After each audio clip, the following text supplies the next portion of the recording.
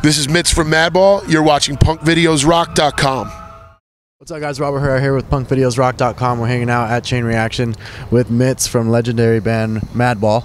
How you doing, man? It's been almost 20 years, or a little bit more than 20 years.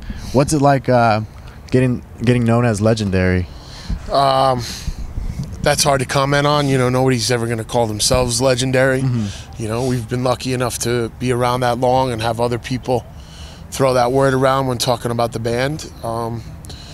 It's an honor. You know, it's you know, there's a lot of bands that came before us that laid the way, and we've always tried to, you know, carry on that path and that torch to, you know, do the best we can to do it proud.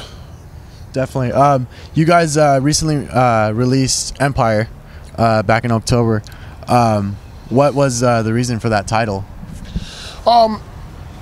It's almost a continuation of the last record was Infiltrate the System, and Freddie on that was talking about just kind of our generation and people of common interests and what coming from the hardcore scene, and not necessarily only the hardcore scene, but you know, people that we all kind of grew up together and now starting to move into positions of power.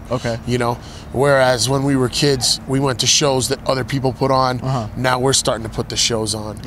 Now we're starting to promote our own shows, maybe release our own records, video production, stuff like that. So Empire is just a continuation of that theory. It's you know, we've got a production company. We do shows, you know, in LA. We do shows in New York. We do shows. So is it like you guys going back to DIY?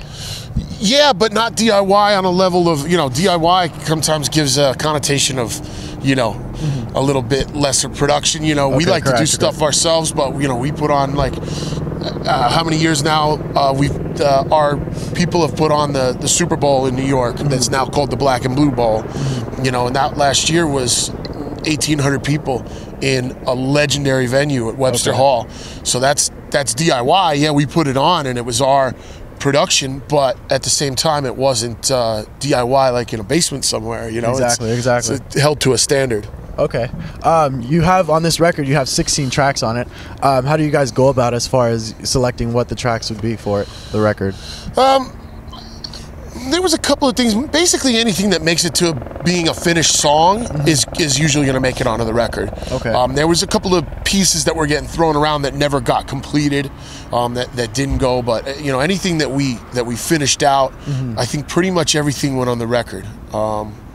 I think the last record when we did Infiltrate, there was one track that got saved for like a Japan release. But you know, generally, you know, we want to keep our records around 30-something minutes, and that's what it is all added up to. And this record, you guys worked with a different producer.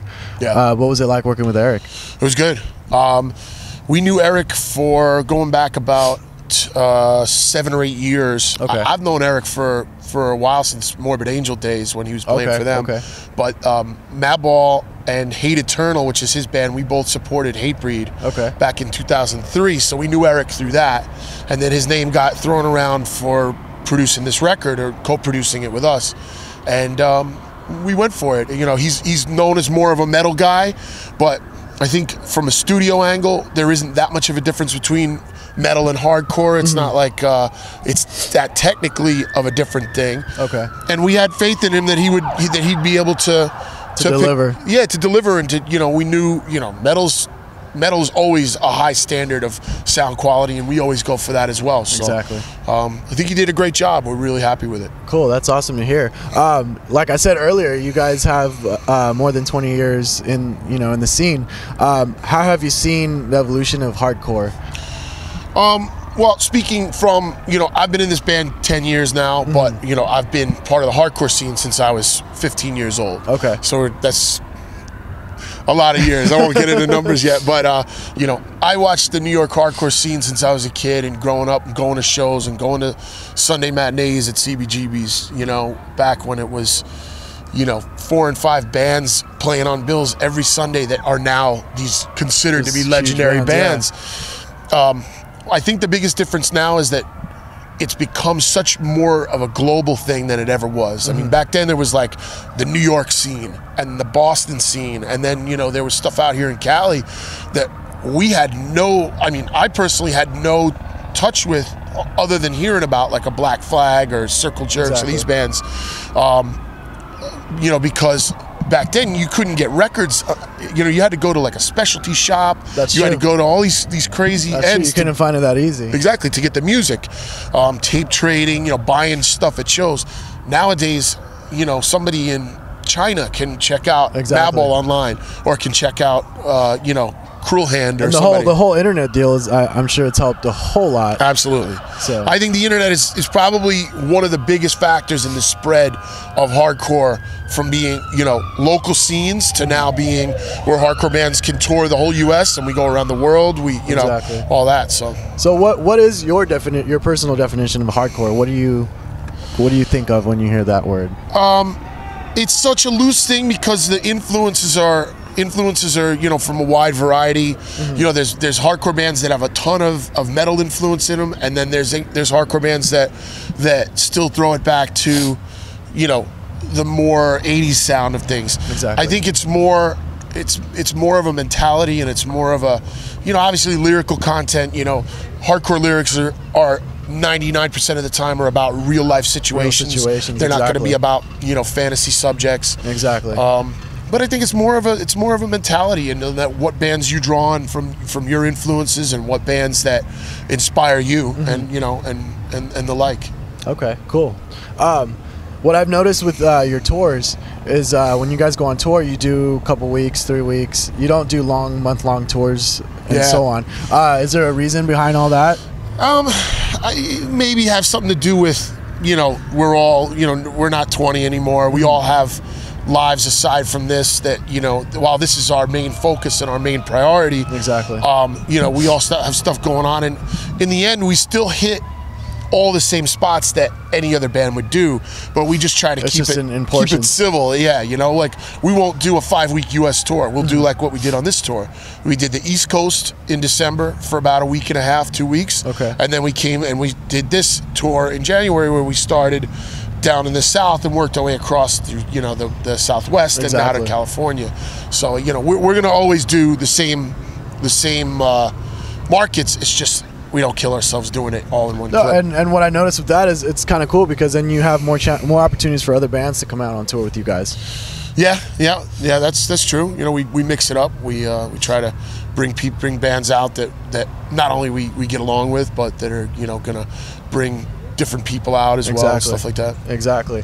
You guys are pretty close to your 25th anniversary. Yeah. Are you guys going to be doing anything for that coming up?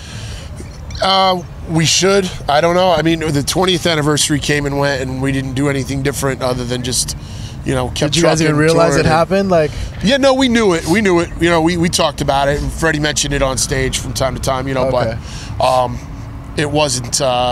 You know, we didn't have like a big show or tour or anything like that. Yeah. You know, we kind of just do what we do. You guys all seem like really humble with, you know, how far you guys have gotten. That should be everybody. Everybody should be. Unfortunately, humble. It's not. But you know, the minute you're not humble is the minute you look like a clown, and then people stop taking you seriously. That's very true. That's very true. How have you guys? I'm sure that's, you know, that goes with my next question. But how have you guys managed to keep going for so long? There's a lot of bands that, you know, don't even last the 10 years.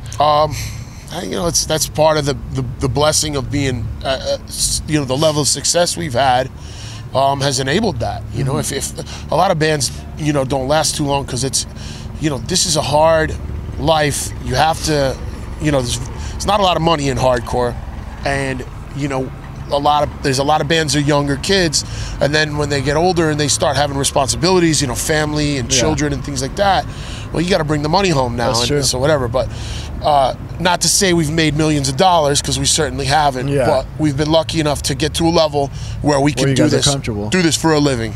And you know, modest living, but we can do it, and then that enables you to stick around. So after this tour, what do you guys have planned up for the rest of 2011? We were just supporting the record. We're going to March. We're going to do the 2nd annual Rebellion tour, which is something we did last year over in Europe. It's kind of like putting our own package tour together, where you know, we headline it and bring out, you know, bands that we see like I said, friends and some, you know, bands that might bring a different crowd and whatnot. And then after that, so that's in March. We're going over to Europe again for Girls Rock Festival, and then probably back in Europe over the summer for festivals and things like that. Okay. But you know, nothing too different than the norm. It's just it's going to be a lot of touring and pushing the record. Okay. I've heard. I don't know if you were familiar with this. A band, Newfound Glory. No, they're friends of ours. Okay. Well, they have on their side project. They have a song after you guys. Yeah. So, what was the reason for that? Well, you have Chad, who's their guitar player, and he's been a Madball fan since, you know, he's told us he's been a Madball fan since he was a little kid. Definitely. And that was a side project that he wanted to do, and you know, he shouted out different bands and some other songs, talk about other hardcore bands and whatever. Yeah, because especially that song, you know, stuck in my head. Yeah, no, that, you know, Chad's the one we knew first, and then we've come to know all those guys through stuff that we did, and then Freddie and Hoya had Hazen Street with Chad a couple of years back, and that was a side project. I wasn't aware that he was in that as well. Yeah, that was a thing that was Chad. It was, you know, partly his idea to do it with everybody, and then he ended up not being able to be on the record just because of contract situations with Newfound Glory. Yeah. But yeah, Chad was a big part, if not, you know, the founding guy of Hazen Street. Yeah. So, wow, that's awesome. Like I said, I was not aware. Yeah. No, that's good. That's cool.